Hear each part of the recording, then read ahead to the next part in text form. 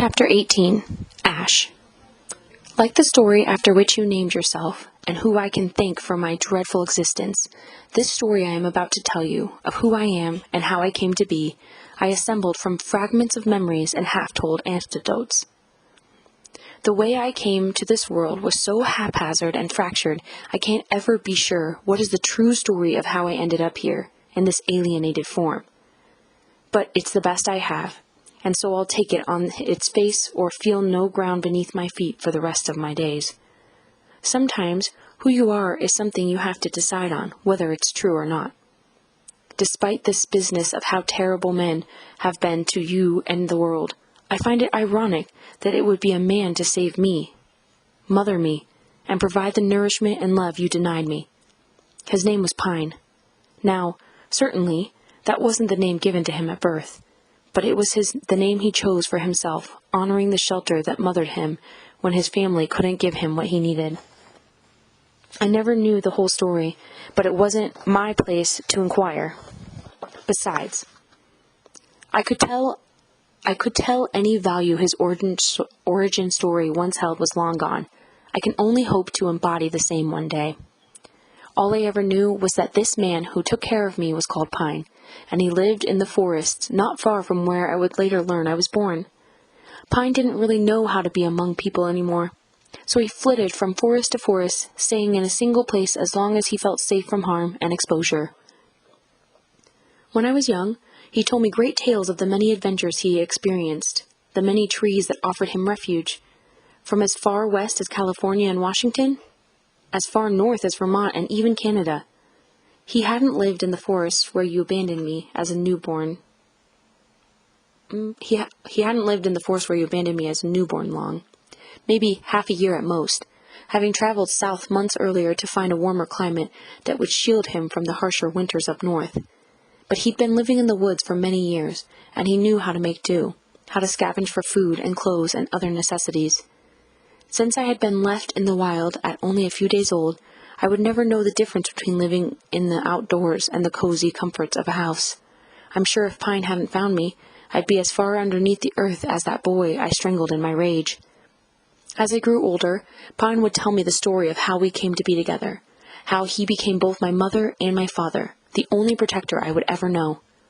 Late one night, he emerged from his hiding place deep in the woods as he did every night, to search the nearby dumpsters for leftover food or gather loose change that had fallen from someone's pockets onto the asphalt of the parking lot. As he neared the lot, he heard a baby cry in the black dark. At first, Pine worried he would be found and that the cry had signaled others nearby. He was concerned someone would see him and call the police to arrest him. After all, he'd been through this before, many times. But his curiosity got the best of him. He crawled on all fours like the animals we shared the woods with, following the infrequent sound of human life. To his surprise, Pine came upon a little bundle wrapped tight in a white sheet, nestled against the knot at the base of the tree trunk that had shared his name. The man from the woods looked to his left and right, and then out into the dark before him, squinting his eyes to catch the blurry shape of shadows nearby. But Pine saw no one. Not an adult running from the scene of this young child's abandonment, nor one coming towards the child in relief and wanting. The baby was on its own. Pine's hunger would have to wait. Taking in this small child, he felt something like kinship with this little babe left in the forest, having no one or thing but the woods to comfort them. Convinced they were completely alone and that he was safe from being found, he came upon the little crying creature and gingerly lifted them from the hard, flat ground. At first, the baby cried even more, so hard that their voice hiccuped in their wailing. Their face turned a bright red from the effort they took to expel the fear and longing they felt to be in contact with their parent that was not to be found. When Pine brought the baby to his chest, he was taken aback at first by how weighted the child already felt in his arms. How large their head, how unusual their appearance. But Pine knew a thing or two of what it meant to be shunned from the world. If Pine allowed others to witness him, what would they think of his ratty hair adorned with twigs and the caress of dead insects, the shifting wild gaze caught in his hazel eyes? Perhaps this defenseless young creature is just what Pine had always needed, a companion in the woods that could only help be a lookout as they got older, or who Pine could teach the ways of the forest to, and thus they could understand and love one another. Pine thought the longing to be in communion with another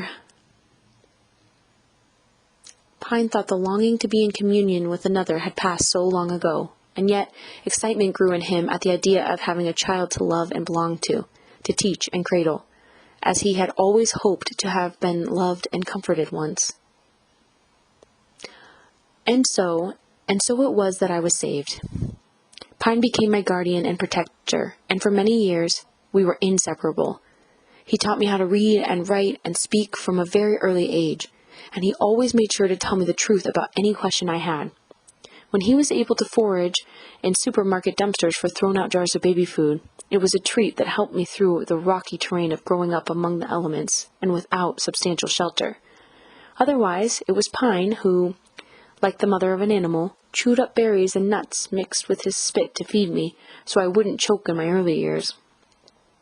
This enabled me to get the nutrition I needed when I was still a baby.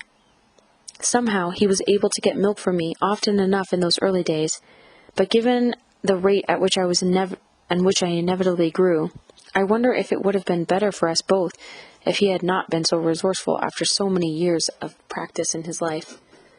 As I got older, I learned, through Pine's example and his teachings, how to be scrappy and adaptable.